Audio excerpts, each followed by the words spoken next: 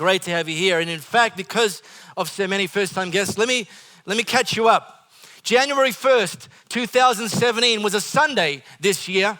And I taught a vision that I really feel is a word from God for us as a church this year. And it is a message that we call Hello from the Other Side. And coincidentally, Adele flew into town this week to sing that a song with that very same title, thereby confirming that God is indeed given us this word. And it comes from a picture of the people of Israel who had been in captivity in Egypt, living as slaves for 400 years. It's a long time to be doing anything, especially living as slaves, building pyramids, digging gardens for the Pharaoh.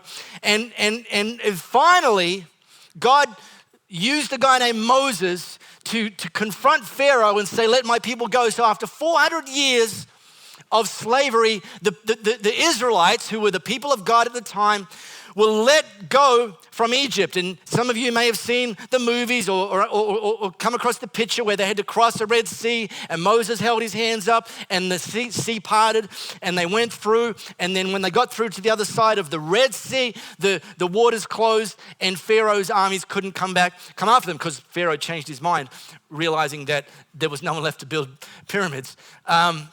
The problem, however, is where they got to on the other side of the Red Sea was not where God had promised. God had promised them somewhere on the other side of the Jordan River. But having escaped from Pharaoh's hand under God's hand, having crossed the Red Sea into this place, they got stuck. They got stuck for 40 more years in what's just become known as the wilderness. And the word for us this year is to not settle for anything less than God's promise. Not settle in the wilderness, because it's tempting to settle there because it's better than slavery, and we can look back and say, well, it's better than what we escaped from. But the challenge isn't to look back and say just what we've escaped from. It's to keep looking forward to where God's promised that we need to go to. And so we need to keep going to cross over to the other side. And the reason I'm prefacing that this morning is I don't want any of us to merely interpret this idea of God's promises being ahead of us, something we need to pursue, as simply pertaining to our circumstances. That God's promised us a better marriage. God's promised us better health. God's promised us better financial health. God's promised us better profit and loss if you're a business owner. Those are all good things, and by the way, likely things that God would want us to actually step into. But real change, lasting change, isn't first and foremost about circumstances. Real lasting change is first and foremost about our heart. And one of the most important things, if not the most important thing that we can change, that we can keep asking God to take us into his promise, is in our heart. And this is where religion gets it wrong. Religion is all about outside in transformation. That if you can clean your life up, then you can come to God and maybe he'll accept you. If you can get your crap together, then you can present yourself to Jesus and he'll rank you out of 10. And if you get above a 7, you're in. That's what religion will tell you. Jesus says, come to me. Give your heart over to me. Start following me and I'll begin a transformation in your life from the inside out. And that's where real and lasting transformation takes place. So we're going to talk a lot about the heart this morning. If you've got the Elevate app, and some of you do, maybe 13 of you don't, you can download it. It's available for free. And you tap the Bible tile, it'll take you to Psalm 119, which is the longest of all the Psalms in the Bible, a completely unimportant piece of information. And it'll take you to verse 112, where David, who wrote many of the Psalms, including this one, wrote this to God, a song to God. I incline my heart to perform your statutes forever to the end. I want you to really zoom in on this first line. I incline my heart. The inference there is that his heart wasn't naturally in that trajectory.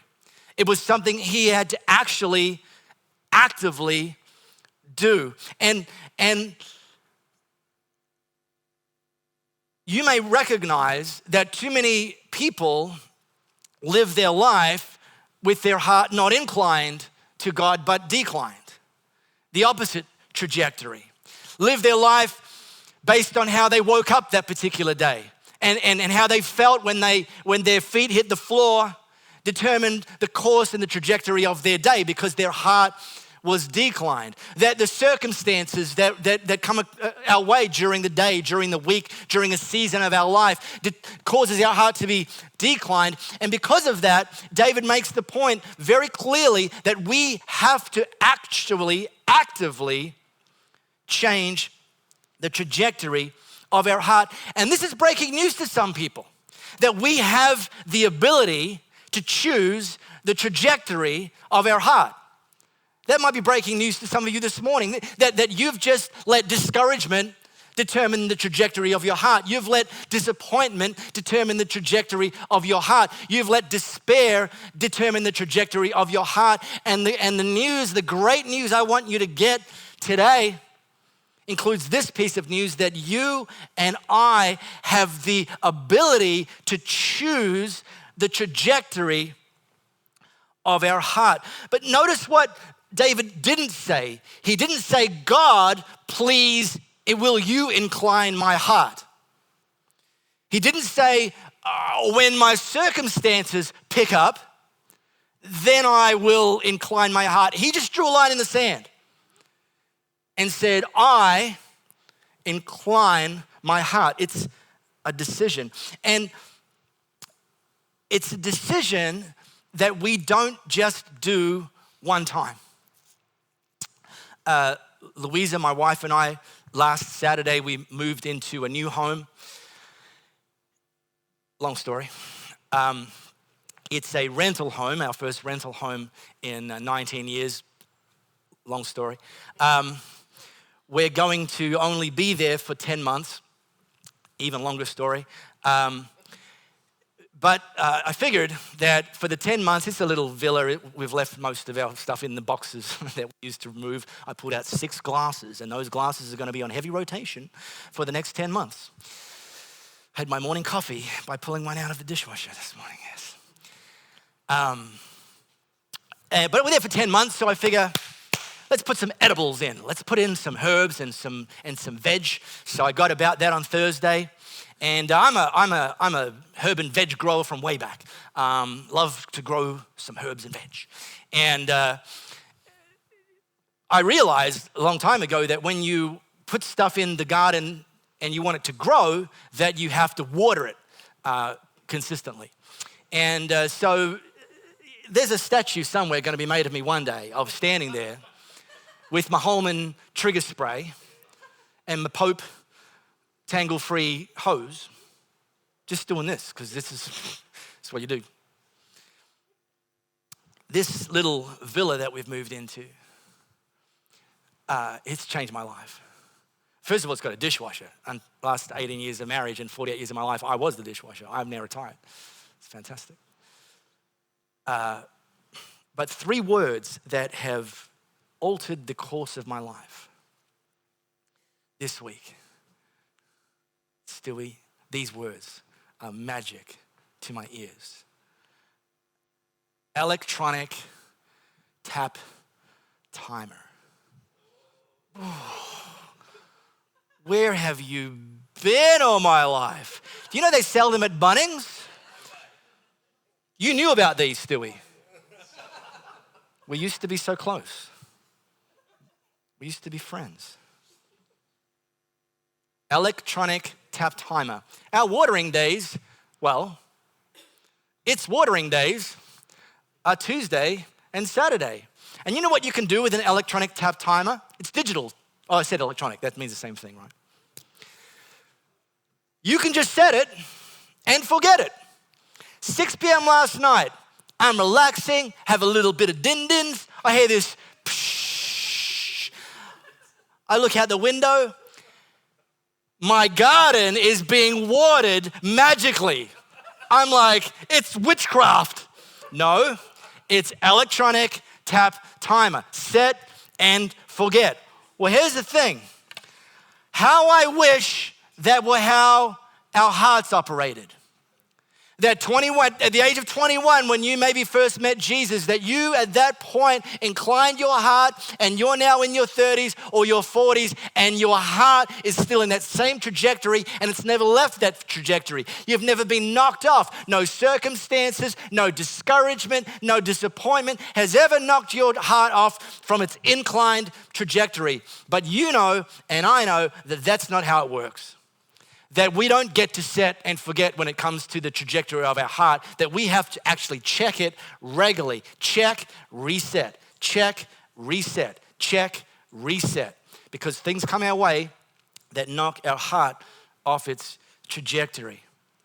And Solomon, considered by many to be the wisest person that ever lived except for Jesus and Neil Watson, wrote, "Guard your heart above all else." That's a pretty big claim of all the things we're meant to do that the Bible says. Guard your heart above all else, for it determines the course of your life. Solomon didn't say guard your bank account above all else.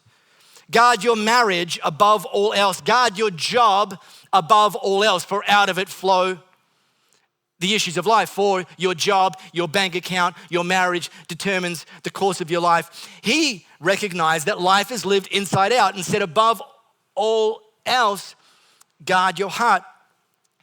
And it may sound complicated. You're smart, I know, but let me just put it out there anyway. It's a 1-2 combination.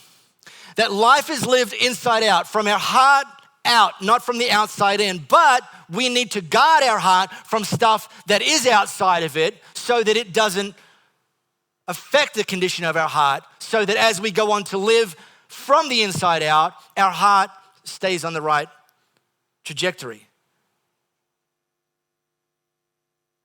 Capiche? Okay, somebody just lost their breakfast. Let me try that again. Life is lived inside out, from the heart, from the heart. Your heart determines the course of your life. But if your heart's off, that means the course of your life is off. So you have to actually guard your heart from stuff that's on the outside. Capiche? Oh man, I told you guys are smart. So let me throw out a few habits of a healthy heart straight from David's playbook. He said, "I incline my heart to perform your statutes forever to the end." Straight after that, he said, "I hate the double-minded, but I love your law." Now, he wasn't talking about double-minded people, although, by the way, I hate double-minded people. I hate being double-minded. I like to be decisive. I'm not always right, but I'm never confused. He was talking about a condition of the heart. I hate the double-minded, but I love your law. And hate, it's a pretty strong word, right?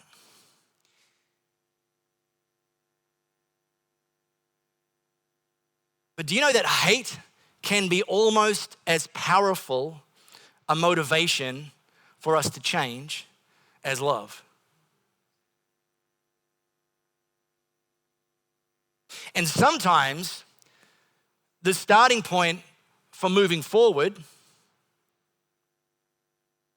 is coming to a place that you hate where you are right now, and you don't want to stay there anymore.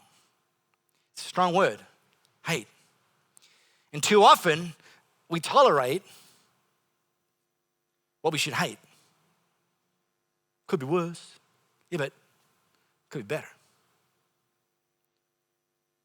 I hate double-minded, but I love your law. Before you get into what you love, you often have to identify some things to hate. And the key is to know what to hate. Louisa, she's working today, so she's not here, so I'm going to take the liberty to throw her under the bus. She is a very passionate Italian woman. It's part of the appeal.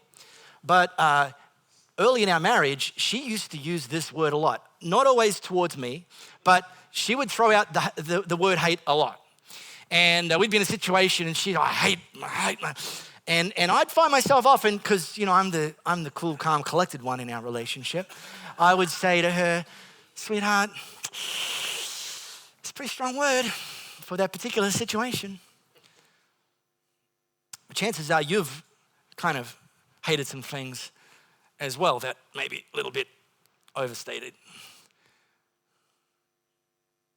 Pulling into the 12 items or less line, only to discover the person in front of you clearly has 15 items. I hate that. I hate that. Driving through Mandurah and past Bunbury and Bustleton on the way to somewhere nice, you may have found yourself hating people who drive 100 in the right-hand lane on the freeway. If you live like a primitive and don't have NBN, you may have found yourself hating when the red line is on a YouTube video is overtaking the gray line, and you find yourself suffering from buffering. Oh, come on, that's not new. You know the rental that I live in, have lived in for 8 days now, has had the potential for NBN connectivity for 3.5 years. We've moved in there and they haven't still connected the NBN. Primitives. I want names, I hate them. Know what to hate, apply it to stuff that matters. Get to a place where you hate talking badly about people. That's worth hating. If you find yourself doing that, talking badly about others, because often it's motivated by wanting to feel better about yourself. Start hating that. Start hating self-pity. I'm having a party. It's on my own. It's called a pity party, and no one's invited. Hate having mediocre vision. Mediocre vision for your marriage, mediocre vision for your family, mediocre vision for your business, mediocre vision for your health, mediocre vision for your relationships, mediocre vision for your role here at Elevate Church. Hate having mediocre vision and know there's far more that God's got for you on the other side. Hate always being angry at your spouse. Hate living in debt. Hate having a negative, cynical, complaining attitude. You might find that people aren't asking you, how's it going anymore? Because the last time they asked you, how's it going? It took you 5 minutes to answer because you thought they really wanted to know. And instead of saying anything positive, you just dumped on them stuff and they're still climbing out. So they've made a note to say, don't ask them how they're going. And often it's because you don't hate having a negative, cynical, complaining attitude. We need to get to a place where we hate having family and friends that aren't following Jesus, that we don't tolerate that. If we don't hate these sort of things, we're setting our hearts up for a trajectory that's going down. So we're gonna know what to hate. Another habit is knowing where to hide. If you've been orbiting on this planet for any length of time, you know that you will get discouraged sometimes. You know that you will get disappointed sometimes. You know that you will sometimes feel close to being in a place of despair. When you feel that way, when you find yourself in those situations, because getting to the promised land isn't about the absence of attack.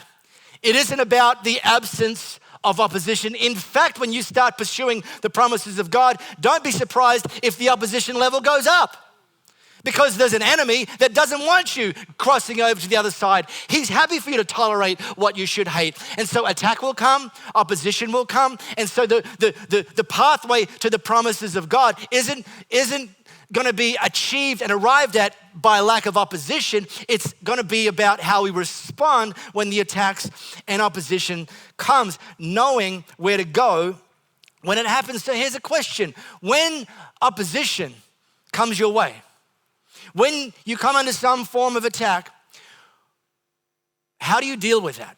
Where do you go? Where do you hide? Because all of us hide somewhere. And I'll call out the obvious ones straight up. Indulgences. That's like the no-brainer, okay? Food. You face opposition and discouragement and confuse the refrigerator for a medicine cabinet. And that sounds funny, and I'm trying to make it to be funny, because for some people that's a real thing that some people need breakthrough from.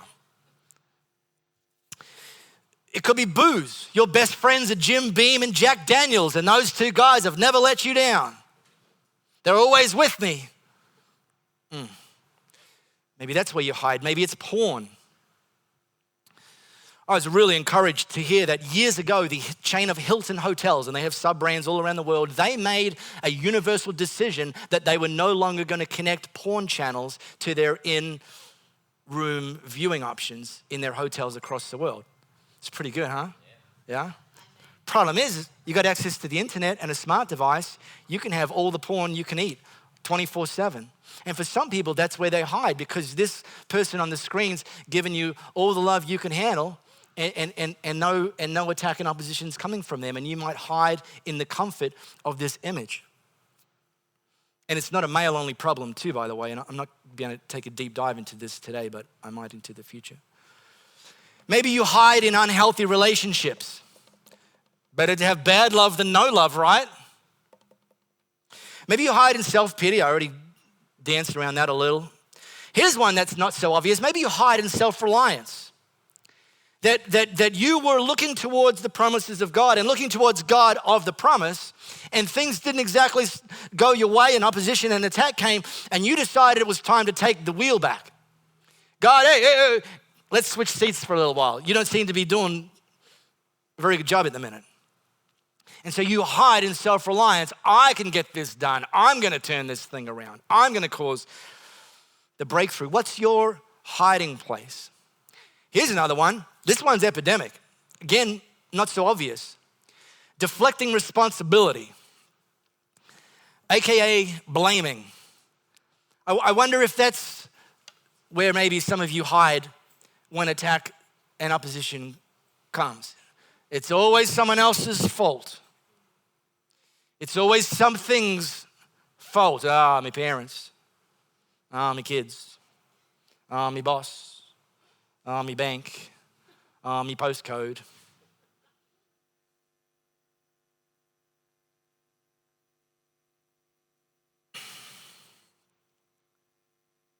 I never had enough of that.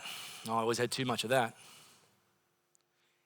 And the problem with blaming anything and everything else is you don't ever take the opportunity to confront things that God might want to do on the inside. And it could be the very thing that God wants to do on the inside that's going to kickstart your breakthrough. But you don't take responsibility. Maybe that's where you hide. Maybe you hide behind low expectations. Because here's a little life hack. If you don't have high expectations, you won't get disappointed. Well, what did you hope would have happened? Don't get your hopes up. Hide there so you don't have to ever deal with disappointed. It's called being half-hearted. The problem with these sorts of things is you're now hiding in enemy territory. And sooner or later, the very things you're hiding in will become worse than the things you're hiding from. Jim Beam and Jack Daniels will let you down because of the trail of destruction that they will cause you in your life. So some of us need a better hiding place. Well, David had a hot tip. Make your habit God. You are my hiding place and my shield.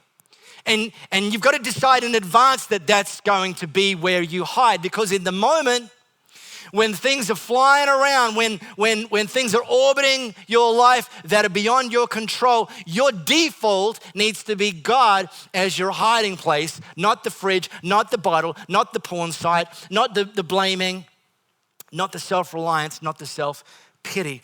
And then David gives a final habit, puts it out there: know how to hope.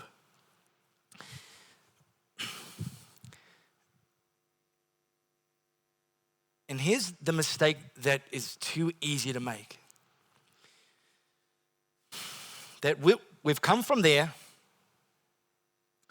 We're now here.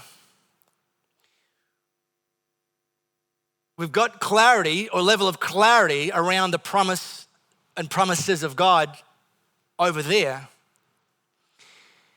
And the mistake that we too often make is we think that the path from here to there is going to be straight and flat and smooth and tailwind all the way. And if we fall into the trap of thinking that that's what the path is going to look like, we run the risk of putting our faith and our hope in the path. The problem there is that that path will let you down, because that is almost never how the path will go for you. It will almost never be straight, not for long periods of time anyway. It will almost never be flat endlessly, tailwind endlessly, without opposition endlessly, occasional flat tire, occasional low fuel reading, time to top up. And so the key is to not put our hope in the path, but to put our hope in God of the promise. And so David finally said this, real simple: God, I hope in your word. Any English boffins here this morning? Anyone consider themselves well articulated in the Queen's English by any chance? Apart from me, who else? Reese, yes, it's actually true, by the way. It's actually true. Well, if you asked Reese, Reese will be able to tell you that this word hope is both, depending on the context, a noun, right, Reese, and a verb. It's a noun, it's something you have. It's a verb when it's something you do. See, you're smarter than you gave yourselves credit for. In this instance, David was using it as a verb. God, I hope in your word. It was something he did. It was something that was active. It wasn't something he merely had, I have hope. It was something he did. Less wishing, more hoping. So a question this morning. You have to go to the Wildcats game today as well, Neil? Okay. I hope Louie didn't make you too late last week. Okay, good. I'm just hoping she doesn't listen to this podcast. I'm in a lot of trouble. These 3 habits that David put out there, I want you just to take a moment for yourself. Is any one of these 3 things an area that you maybe need to shift the habit so as to shift the trajectory of your heart? You want to be reminded what the 3 are? Of course not.